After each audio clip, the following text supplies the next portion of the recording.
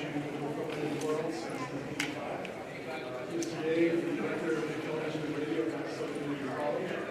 Prior to that, he worked with several other entities, including Blackmagic Design, and that has allowed him to keep his contact with those folks. We'll also be in contact with the up-and-coming production people editing through his affiliation at Minnesota College, which is insight into what's going on both sides of that. So he's going to speak to you a little bit today in something like a roundtable format.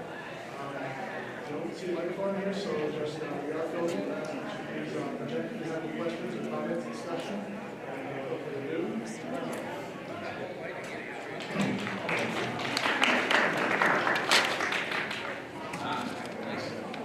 Thank you for coming, everyone. I appreciate you being here at the session.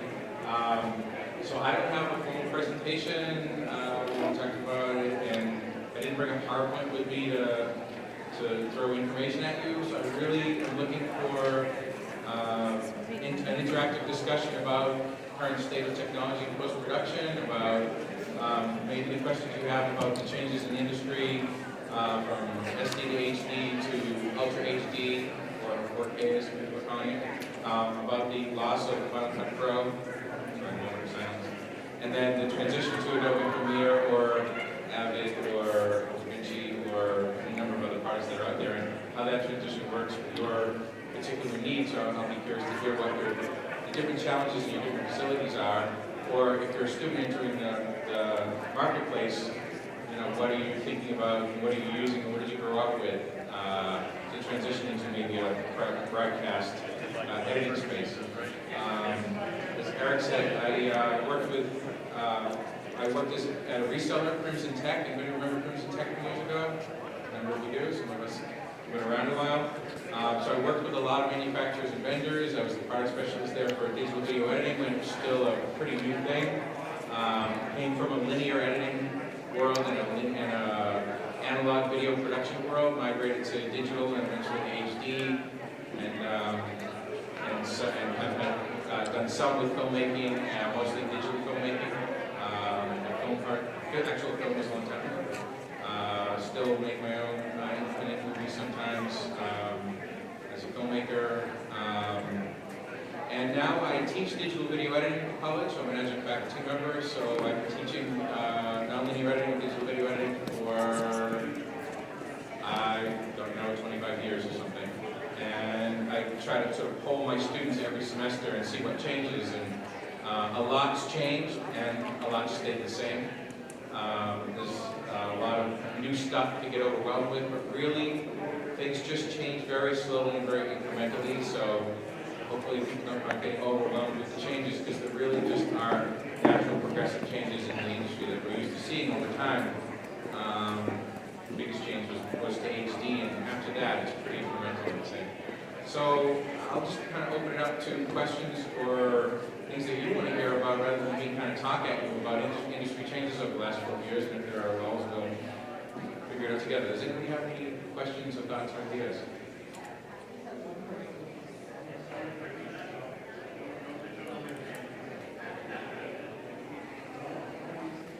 Why do I say Final Cut is dead? I'll repeat the question for those answering. Can anybody help me? Why is Final Cut dead? Anyone? Apple bought a program from Macromedia that was written by Randy Willis, who wrote Adobe Premiere originally. He developed it independently as a dual or cross-platform application. I happen to be fortunate enough to be working for Crimson Tech and close enough to Avid and being the Avid product specialist. At the time, I was in they call them Crystal something suites at NAB. And I was demonstrating Avid's first PC editor called MC Express NT 3 years before its release, or at least 2 years before its release. And it was crashy and buggy and horrible, but it was, people walk up and go, oh my God, you're editing broadcast video on a PC. It was like a revolution. Before that, it was on Macintosh. And then, but they'd say, well, you gotta go look down the hall. There's a guy down there showing PC video editing. It looks like an Avid humming and singing on a PC. And of course, my Avid Omicron was crashing. And eventually I did, and I made it down. And I didn't realize till after that it was the Randy Willis who had written Adobe Premiere, and then went and wrote this program on his own. It got sold to Macromedia at a certain point in development, and then Apple bought it. It immediately, as Apple does every product that they buy, they killed the PC side of the development immediately. There's no PC support on Apple software products by design from Apple. And then they developed it, and they renamed the Final Cut Pro and developed it. And over 10 to 12 year period, they really won the marketplace. They really chipped into Avid's dominance. They became a secondary player. Most post houses would have a single Final Cut suite, not more than one, with Avid still. Avid still was always sort of the high-end filmmaker's choice. But Final Cut really cut in. And for a lot of students, corporations, schools, churches, public entities who either couldn't afford Avid, didn't know about Avid, or wanted something more easy to teach access folks or others, they adopted Final Cut. And Final Cut really became established as a standard in the broadcast industry.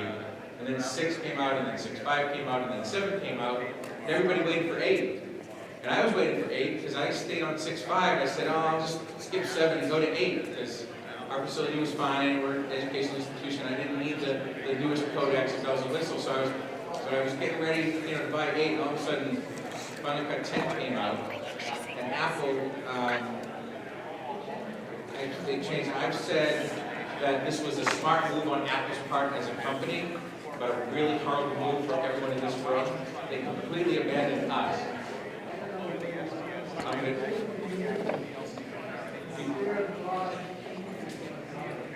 Well, Adobe Premiere has, in my opinion, Adobe Premiere has remained pretty much the same. They went from a totally consumer application, developed broadcast features over a 15 or 20 year period, and now it is truly a broadcast editing app, where I wouldn't have said that 12 years ago.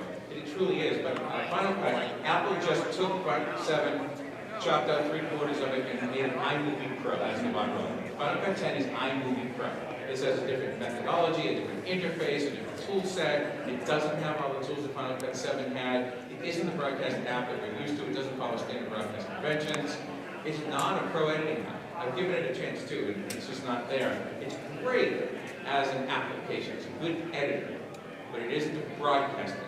It isn't a universal codec editor. It isn't a good exporter for multi-formats. It's so many things it isn't that I think for most of us, again, unless you're a student or you're an access facility teaching folks to just edit videos, iMovie's, Final Cut 10, is great. Even iMovie's fine.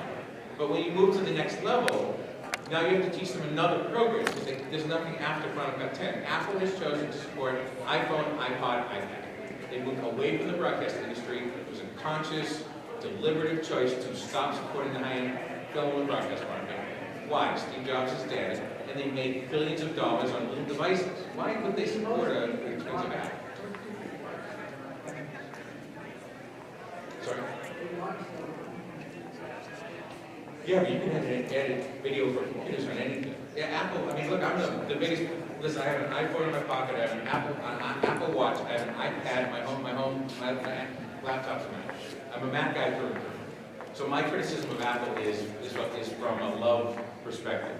They've made decisions that are corporate decisions that I don't necessarily agree with. Nothing wrong with Final Cut 10. It's just not the next app for most professionals in the industry. Do people agree with that generally, folks who are using Final Cut?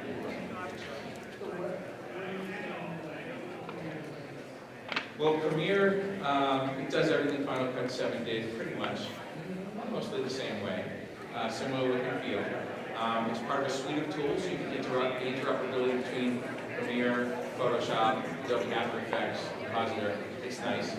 I can be the biggest critic of Adobe suite. I think that the subscription model is almost criminal to extort monthly subscription fees out of all of us. So you got to pay for your cable, you got to pay for HBO, you got to pay for your phone, you got to pay for this, now you got to pay for Premiere. But also, by the way, they make you pay for Photoshop and After Effects and Illustrator, a whole suite of tools that you may not need in your particular world, but you're still paying $27 a month for it, and that's forever. Now, the upside to that is you get this great suite of tools, and it's always updated. You don't have to worry that you don't have the latest greatest. They take care of that for you. And that's a question of, does that fit your business model? But with Adobe, you don't have a choice. So there are other choices, but that's a good choice if you can afford it. Sorry? I don't like that either. It is a powerful model, I agree. I think they should give you the choice to buy it, or lease it, or rent it, or do something and then upgrade when you want to. They aren't doing that right now.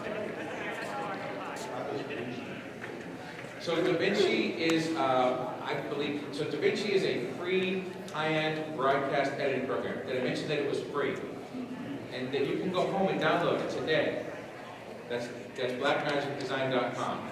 You can go home and download it now. Go step out in the hallway if you need to. I'm kidding. It's a great program. It is not perfect. It is not as mature as Premiere. It's not as mature as Avid. Nothing really is. But Blackmagic, as far as I know, there's no feature difference. It's just the Pro version supports their hardware. You can use their hardware console, which is really valuable for some post-production environment. You do that. If you're doing home editing or professional editing or even access editing, you don't necessarily need the console. I don't think it supports Contour or some of the other less expensive pieces of hardware in the market, like Adobe Premiere does. You buy a Contour shuttle for $99. It's a nice little piece of hardware program, but I'm not sure. With the Resolve, some of the higher end features in the software are not in the free version. Case in point would be, it's probably largely dependent on the Blackmagic hardware, but the only specific piece of Blackmagic hardware that's in the Linux or the licensed version of Resolve is the Decklink card. And that really doesn't do any processing. That just gives you your I/O. So you'll lose things like some of the image enhancement and noise reduction features, grain reduction, and that kind of high-end processing capability is not in the free version. Great. So those are really important features if you're doing high-end post-production or film work or high-resolution work. If you're not doing those things, you don't need it. You can always upgrade and add those features later because you didn't pay anything for the initial stuff. So it's a good option if you're considering it. Again, there's a double-edged sword to free. There's a double-edged sword to, is it going to continue to be free? To training your entire facility or all the folks in your facility on one product and then finding out that it either doesn't make it or you have to move to something else or the model changes. How much time are you willing to invest in retraining in your facility to get people up to speed? So about Final Cut, and we run Final Cut 10 for better or worse. But I mean, but like from where we stand, it is the best thing for our access station. It's so easy to manage, like you import media and all your RAR files and everything is bundled in that one library, which is a pain in the ass for me, but for a lot of our access users, I think that's very easy for them. They can move all their media by dragging and dropping into one file. It's all bundled. A lot of bells and whistles that got taken off with that would confuse them anyway. A lot of our people need a blade tool, need titles, and crossfade transition. And Final Cut 10 is a lot of them do their stuff in iMovie. But Final Cut 10 is very good. The background rendering, it's convenient, I guess. And it's very easy to It's better than iMovie. It's a good step from iMovie. It's just not the next step from Final Cut itself. But it's a great program. We actually, for television production, television studio production, the students at our college do some editing in class. They learn the general concept of editing, and then they may take the editing class or an advanced class. And we teach them essentially on iMovie to start. They're not there to learn how to edit. They may get general concepts. So Final Cut 10 is a great starting tool for people who don't really know how to edit, may not aspire to be broadcast editors. But then just know that the next step is going to be Premiere or Avid or DaVinci. Right now, those are your others. We recently transferred from Final Cut 7 and it is a big difference. The one problem we're having, I'm kind of curious of the overall series working with the Final Cut 10, it'll freeze up like 66%, and we're having an issue with that where forced to do down and stuff like that. Sometimes it'll work, and sometimes it won't. Much better? Yeah, especially tools on a Mac or whatever. Okay, great. Yeah, Apple's never been really strong at DVD and DVD burning, even MPEG support. I would say. Yeah. Yeah. definitely, so for those who couldn't hear Aaron, using Toast to burn DVDs, if you're using iMovie or Final Cut 10 is a really good utility. You need that external utility because a lot of times your DVDs will fail. Just not what the Mac will be. Why would you want to burn a DVD? Maybe for archiving of shows. A lot of access facilities are still migrating from SVHS over to disk-based storage, and maybe some skip and go right to hard drive or RAID storage. But there's for old school folks, sometimes there's a nice thing of holding a disk in your hand. I know there's some value to that, and then it's easy to store. You can store thousands of disks in the space you can store, just 800 tapes. And people buy the DVDs, right? I had to deliver, I did an HD concert about 3 months ago down at the Narrows. We did a full HD concert. And the record company, the band, the promoter, and the radio station all asked me for a DVD through the guy that I was working with. And I said, no, you mean a Blu-ray? They said, no, I don't have a Blu-ray player. I just want a DVD. I said, you want me to down convert this beautiful HD footage to standard definition square screen and then burn a DVD and mail it to these guys in New York? I said, yeah, that's what we want. Okay? All right.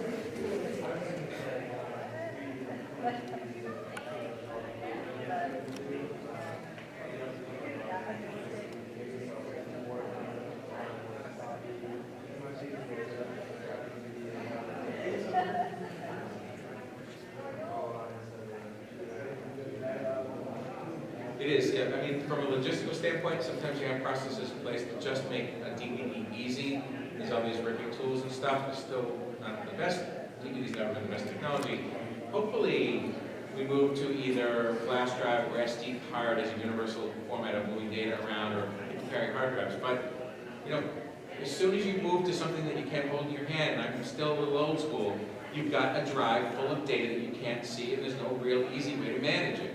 So it's hard in a facility where you've got a bunch of people coming and going to say, okay, where is that file? Okay, you bring me a drive, now I'm going to drive on a drive, and somewhere that's easy to get lost or misplaced or mixed up, or and not everybody's coming with a box of flash drives, but a DVD is something that still kind of sticks with it.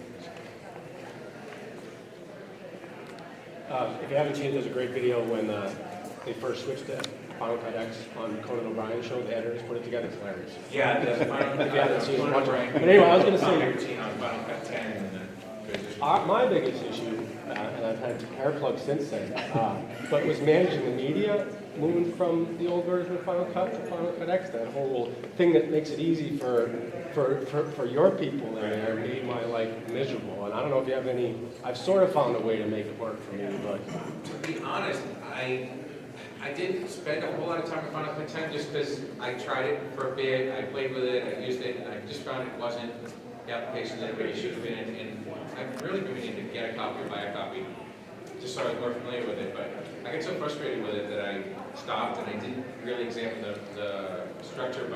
But what you're talking about, I think, is one of the biggest challenges with nonlinear editing, is managing, not just managing the media, managing the content, and having a file structure that works for your facility, and having the right folders and everything in a folder with a clear file structure. I have a very specific structure that I teach my students how to manage media so that the media is never lost. But when you have that, and then the program comes along and decides where everything goes, we now have this non-conforming structure. And some of the programs, like Final Cut, to some extent Adobe Premiere, you can't move the stuff around to different folders. If you move it or change it, it unlinks, it gets lost. So you kind of have to know in your program which things to move, which things can't move, which things you can redirect to a new location that's handy to manage, which you can't. I think that's the problem, is Final Cut wants to put everything in a nice little box, and you want to manage content so that you have your captures, your projects, or your outputs, whatever, in a specific folder structure, in a location that you want it. I'm so frustrated with Premiere's poor management of sometimes data on external drives.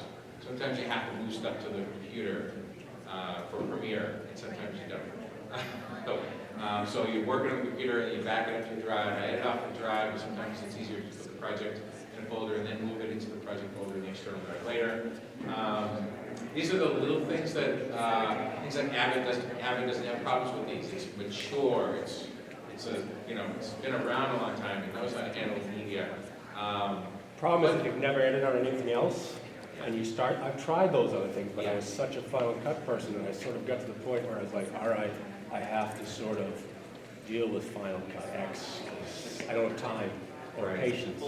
Are you trying to go back, or are you just trying to bring forward old Final Cut stuff? No, it's more like the way all the media comes into Final Cut. Like if you drag something off a CF card, then you have that file on there. Then you bring it into Final Cut, and that file gets pulled in there. So if you have a 30 gigabyte file, it's in 2 different places, and it's all in that one file now, and you can't move things out because it's all in this. It's all in that one file. That stupid library file. Where what I always do with Premiere, especially as I create a folder with my name, and inside that folder, I have every project that I ever edit in that one folder, so I have the ability to back up every project on that machine in one step and drag it into my name. And inside, so then I have a folder for each project, which is each video that I edit, and then in that, I always create 3 folders: capture, project, renders.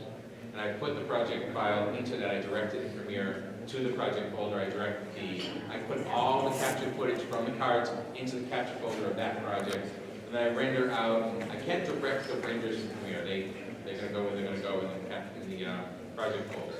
But when I render out movies or export, I put them in the export or the renders folder. And that keeps a nice structure, and Premiere likes that. But I think what you're seeing is one combined project file contains all the links to everything. Well, it's harder to manage. And the other thing, in Access, I don't know how many meetings people are doing here, but some nights we have 3 meetings, each with 3 files. That stuff starts adding up in the computer after a while, and you're starting to add multiple RAID drives to deal with it all. We're making Eventually, the you have case to of get why one. Final Cut 10 isn't the best next app. You know what I mean? I think it's good, but it's got its limitations, and that's where in a pro setting, it falls off. It's just not meant to do that. When they stripped out of that management stuff, that you wasn't pro using. One thing I found with Final Cut that is actually kind of cool for us is really black event coverage, sometimes non-native use.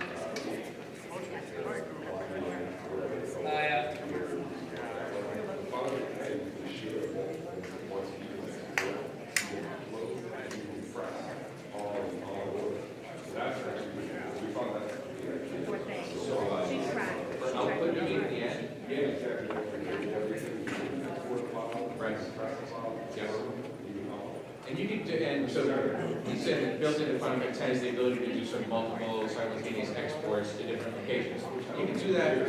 Well, Premiere natively doesn't do it, but the media encoder in the Premiere suite does it. So when you export from Premiere sequence or project to media encoder is a much better, I bet, global media program. What it does is it'll let you take a file and say, export one version as an iPhone video, another version as my server standard video for my playout server, another version for my streaming encoder system, and another version as my high-end HD master in ABC HD or whatever your mastering format, ProRes. Actually, not ProRes. Actually, no, CC probably ProRes. Let me know if the current version CC supports ProRes. It does. So you just set those up, and it's really easy to just use the presets to drag the formats. You can not only tell it to do that, you can tell it to do it in what order, when to start, where to deliver. You can deliver to a folder that can then be a watch folder on another system that can actually, if you set it up right, it send you an email, tell you that that version is now done on your server. It's in the play folder of the server. So there's a lot of sophistication there. If you want to spend the time to go in and take advantage of it, that's one of the advantages of that suite that you're paying for with Adobe. Can you give me any suggestions for speeding up or the fastest possible way to export in Premiere? It's several factors. One, most important one is the codec. Are you shooting in ABC HD? Are you editing in ProRes? What are you editing? Well, if I'm editing it in Premiere. Well, what kind of video? It matters. It depends on which camera it's coming from. Right, and that's part of the answer is it depends on which camera it's coming from. If you shoot in ABC HD, the renders are going to be slower on many machines. If you're shooting in ProRes or uncompressed, the renders are going to be faster generally because they're less hard on the machine. ABC HD or MPEG-4 is very difficult math for the machine to do. So now, if it's more difficult math, now your graphics card is going to make a huge difference. Is it a 1, a 2, or a 4 gig NVIDIA or ATI card? And that's where most of your renderings happen. Is your processor an i5 or an i7? And do you you have enough RAM in your machine. And the hard drive, less so, but again, if you have an older computer, it's going to make a difference. But pretty much today, they're 54 or 7200 RPM drives. SSD drives are great, they're really fast, and they're nice, but the price and capacity is just not quite there yet for any reasonable value. So you're rendering to external drive? Oftentimes, because of our physical multiple building situation, the state of our buildings, I'm actually rendering it to a flash drive. Yeah, don't do that. Render to the hard drive of the PC or the Mac, Yeah. or to a really fast external hard drive, preferably the internal drive. But if you have to a Thunderbolt drive or a Lightning drive, then transfer the finished rendered file over to your flash drive. Much faster. The flash drivers are chosen. The data transfer rate on those is relatively stale. That's your choice. Just find the slowest point in your process, and that's what you jump on. Yours is the USB drive. And sometimes we're using these mini files, I think they're MP4s. Again, pretty complex codec, slow USB drive, best graphics card you can afford, and render it to either a really fast connected drive or the drive on your Mac, and then move it off to the drive or delete it off the hard drive on the Mac so you don't clog up the system. Somebody else? You said the caveat already that you're a dyed-in-the-wool Mac guy, so you might not be the best person to ask this question. But with Apple somewhat abandoning the Pro market, it becomes much more attractive to build a Windows workstation to run CC or, well, in particular Premiere. You can do it with Avid. You can run Resolve on a PC, and you can do it for a heck of a lot less money than buying Apple hardware that's outfitted with fast enough accessories to get the job done. Now Apple has shut off QuickTime.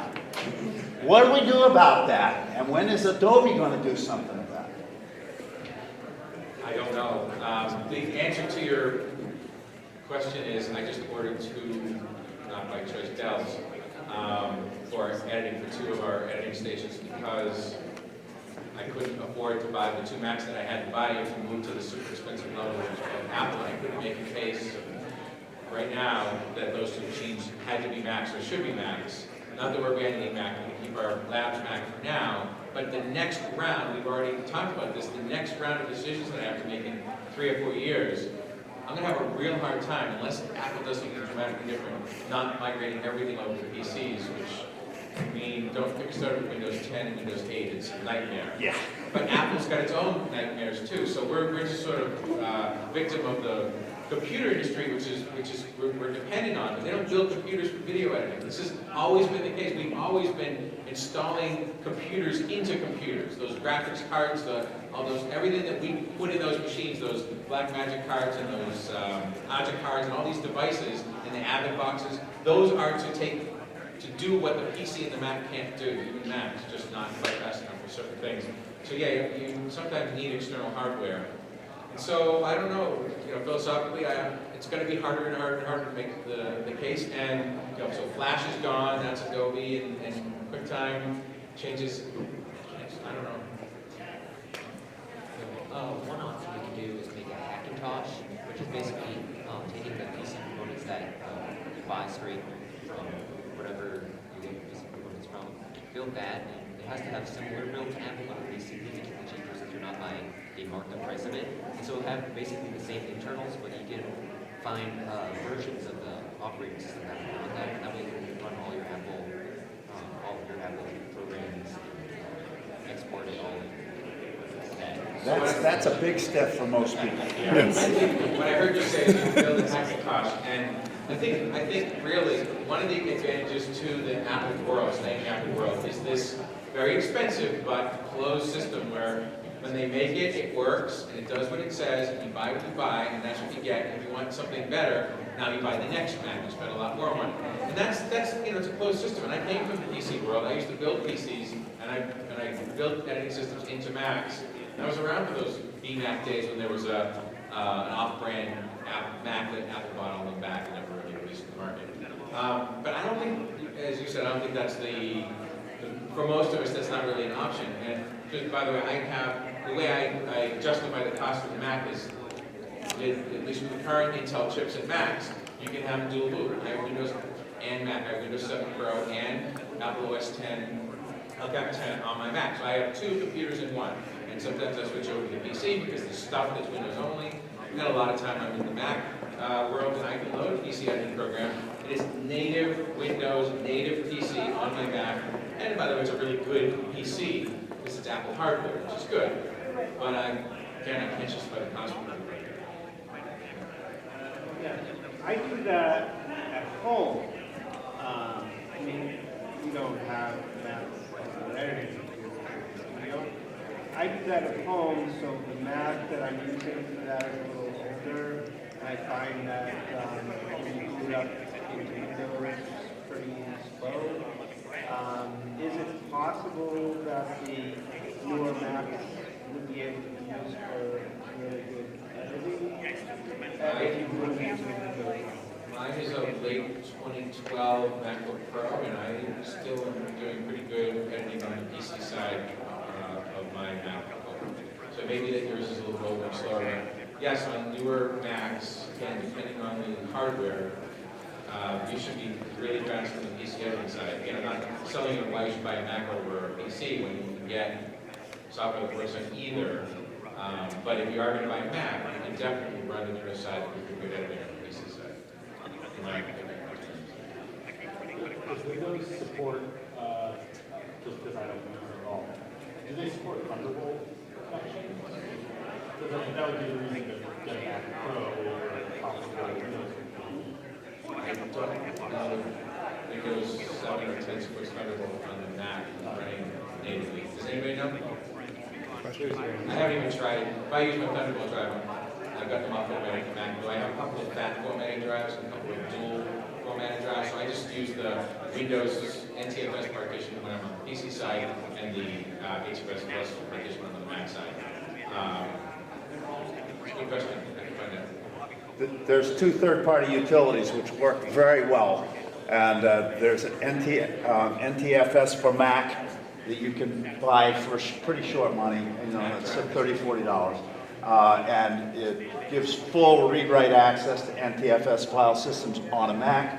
And conversely, there's MediaForce Mac drive, which you can install on a Windows PC, and it gives you full access to any Mac HFS Plus volumes. So those two pieces, those two utilities are essential for anybody that does cross-platform work.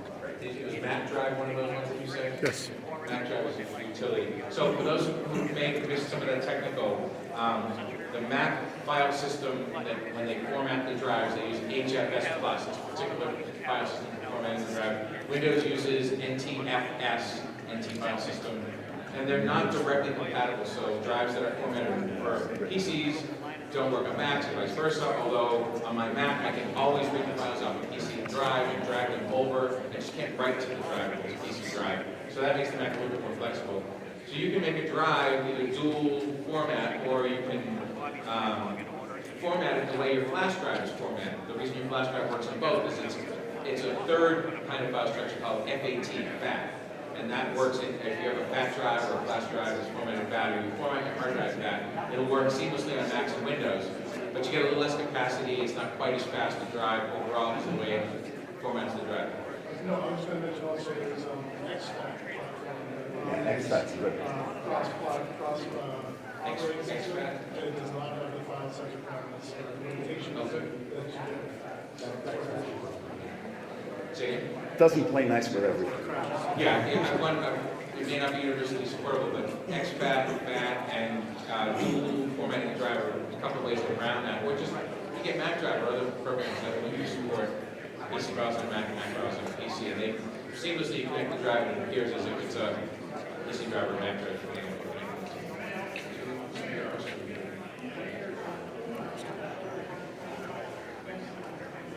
I went to El Capitan, and I've had no problems at all. It's been fine even on my late 2012 MacBook. Anybody have any trouble with El Capitan? No, I waited a little bit, and I did it. And it's been fine. I did it on work machines. I did it on my home machine. It's fine. Okay, no problem. question, but I just want to make a quick statement. If there are people that are still struggling, like whether or not to go to Premiere from Final Cut, we made that switch a couple years ago, and it's pretty seamless, and the learning curve from like Final Cut 7 to Adobe Premiere is really simple. And people that have any kind of, it feels like you're editing as opposed to Final Cut 10 where you're kind of dragging and dropping and whatever, but I still even use the Final Cut shortcuts, you know. Yeah. I do because they had it there and I was used to them for 10 years or whatever. So that element is easy, and it was like file management. You work around that a little bit, but we keep everything in one certain folders. One project is in one folder. We export that, put it somewhere else, and then delete it. We're not going to work on it again. So it's very simple, and the suite is great for other things. We have people that do a lot of digital photography now, so they're in Lightroom, so we teach classes in that. And After Effects is great, although it's a learning curve for a lot of people, myself included. But getting to the point of the question I asked, the one thing that I did miss, I still miss from Final Cut versus Premiere are lack of like effects options. Effects Factory is really the only one that I really found that I like a lot. Is there anything else in there out there plugins that you recommend? To be honest, I haven't kept current on the effects market, but is Boris still out there? I've heard it is. It's always been a great effects package. Designed in I haven't used them yet for Adobe, so I don't know. Sapphire. Looks like Premiere as well. They do. So Sapphire for Premiere, I think is what I've heard. I would definitely look at Boris Effects. They've been a great company, been around forever. Boris is resistant selling his company. He wants to be in the effects business. I know he keeps current with the manufacturers. So it's a global company too. So I would look at that. I'm trying to think of any others that I've. Generous, Sapphire. I was looking.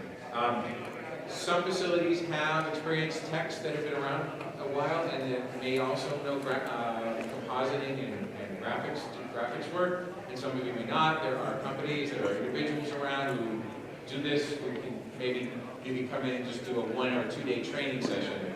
Get somebody in, get your folks up to speed on the transition points from Final Cut to Premiere. I've done a few sessions recently at the Scholastic Educators Conference, and it's the little stupid things that you don't know.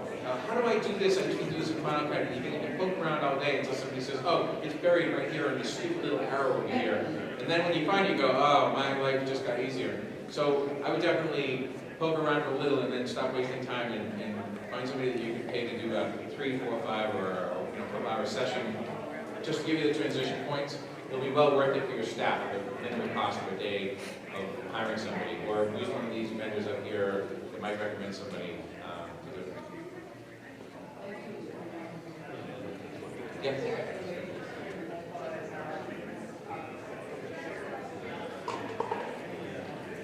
Yes, I believe it was a trim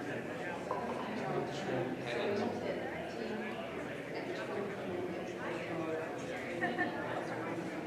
It's not as elegant as Adam's. By a specific frame number, you mean? Yeah, sure. It's delete from point back, and I believe from your hat, I just don't remember where it is. Delete from here back or delete from here forward. Yeah, the problem is, it's not that elegant again. You move it up to an empty track, delete from here forward, put it back, which is 4 steps or 3 steps instead of, but that's a good one.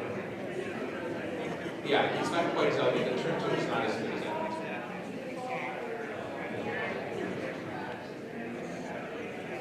But yes, I'm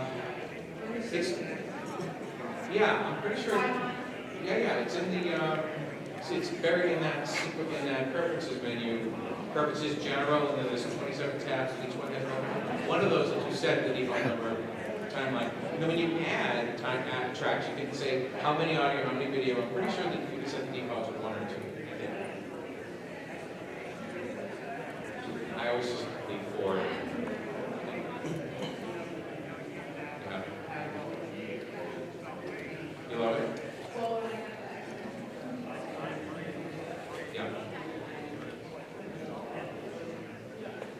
Oh, work with Premiere? Nice.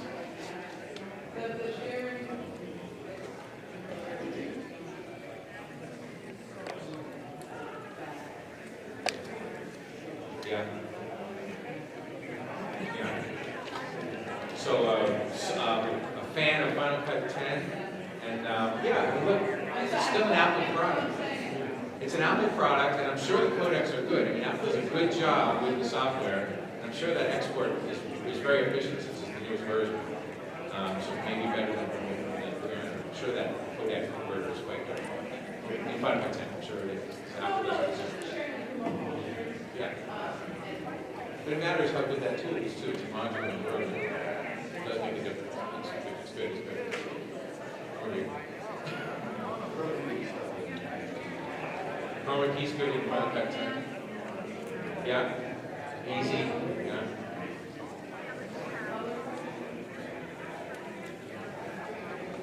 Nice.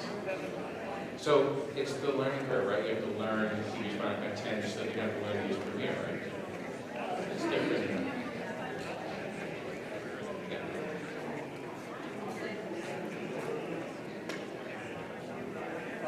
I'm working with 5th and 6th graders, just showing them very basic editing, and currently just using Movie Maker, on Windows systems that Sorry. are in school. Oh.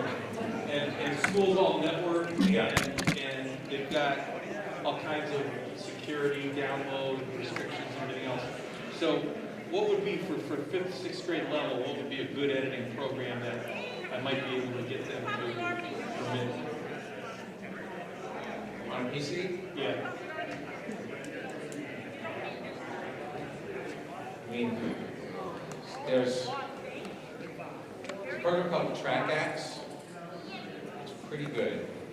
It's $25 one time, and it's probably cheaper to buy a license. So my students have used that. It follows more of the iMovie convention and the Movie Maker convention than the standard broadcast interface convention, but it's a pretty good app. It's got a lot of tools in it. Made for PC, really inexpensive, so you might look at that. There's also, after I think this is called BEdit. It's a my kids' class. My son is in high school, at charter school, and they use an online editing tool. They also use DaVinci Resolve. So he edits most of his videos on DaVinci by his own choice. But the school bought a volume license for this program. So it lets the kids in class use the program, go home, log in, edit the same video on the same program remotely. So it's a cloud-based tool, low overhead, pretty good tool set. Not that expensive. Right now. So there's at least 2 tools I can recommend.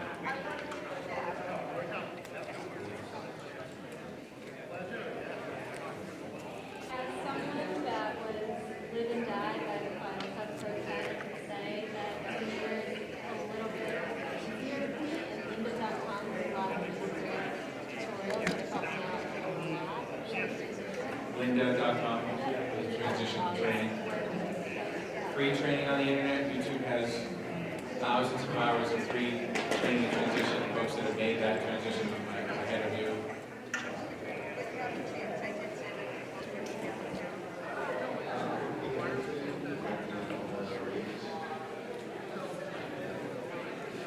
Yeah, if your drives are choking, yes, it's probably time to move to a RAID. RAIDs are expensive, they're not right for every facility. You can afford a RAID, you should buy a RAID. It protects your data against drive failures. They're going to die eventually. The RAID at least gives you a chance to back up your footage. And we just keep coming out with new codecs that make it harder and harder for machines to process. And we can come up with faster machines that make that editing easier. And then we come up with a new codec that makes it harder to edit and more complicated because MPEG just gets more and more complex. So we are reaching the point where Ultra HD, which is what we call 4K now, and then 2K and 4K, and who knows what's next. We're going to these files are just going to get bigger and bigger and bigger. So if you can afford a RAID, it offers you protection against drive failure, longevity on your drive, you've got a spare sitting around. It's expensive to jump into, but it allows some sharing, and especially in a school environment or an access environment that you don't have with sneaker drives right now. So I would definitely recommend a RAID if you can afford it. There's some advantages, but there's obviously a significant cost advantage. And you have to maintain them. You have to have somebody that can maintain and swap and be diligent about when those drives get changed out and copied and backed up. And that's the biggest management problem with this kind of data.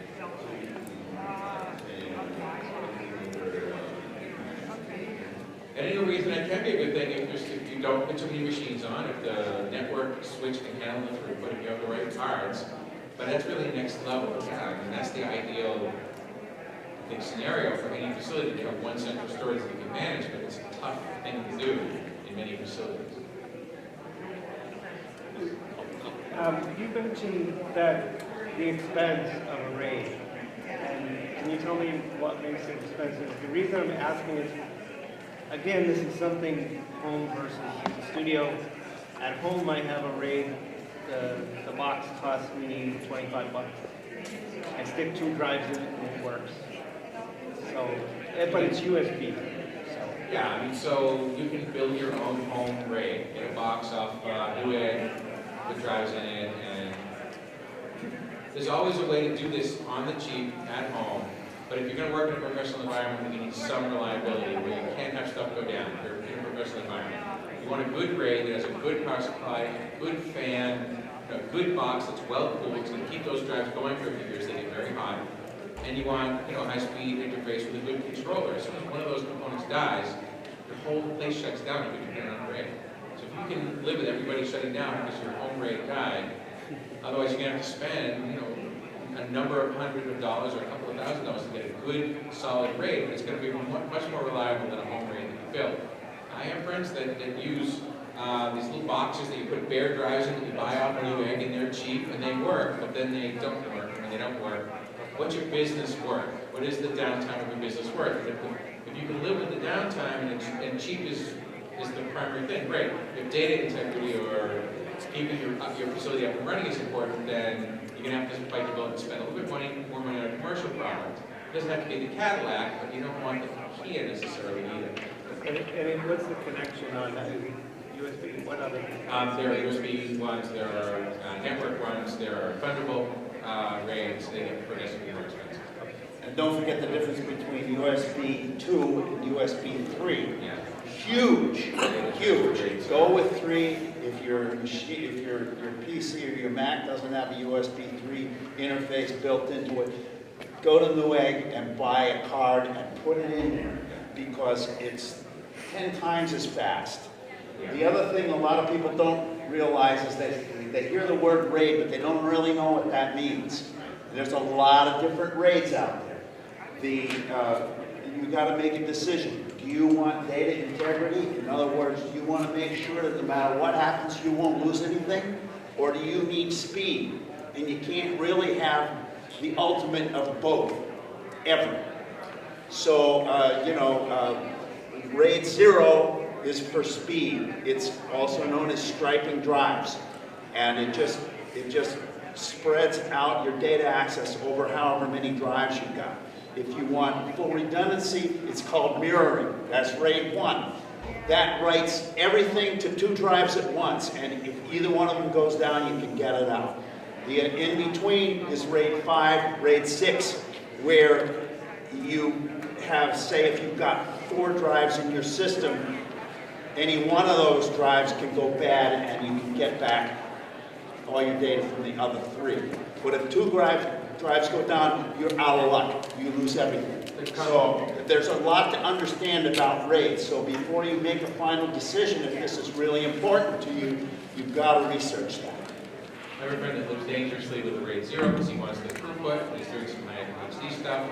But if one drive dies, he loses the data on all the drives at once. But with a RAID, you lose some throughput and some capacity, but you get the protection of a single drive dying, you get back that data. I mean, you haven't lost hundreds of hours of work. Yeah, so we, about a year ago, invested a lot in network infrastructure and computer hardware. And, we got a couple of the really nice C8-bit grades, and, 10G switch and Cat 6A in our walls, and, some really cool Mac Pros.